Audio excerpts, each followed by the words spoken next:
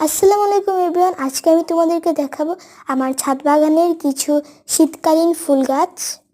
প্রথমেই আছে এই দুইটা গাছ একই, কিন্তু ফুলের কালারটা ভিন্ন। একটা একটু লালের মধ্যে আর একটা একটু কমলা কেমন জানি একটা টাইপের। তারপর আছে চন্দ্রমল্লিকা। আমার কাছে চন্দ্রমল্লিকা 4 কালারের আছে। এটা হলো গোলাপের মধ্যে একটু হালকা হালকা সাদা। তারপর আছে হলুদ কালার সবগুলো ফুল কেটে ফেলছি, শুধু একটাই আছে। এটা হলো মেরুন কালার, তো এটা শুকায় গেছে, তার জন্য পুরো হালকা হয়ে গেছে।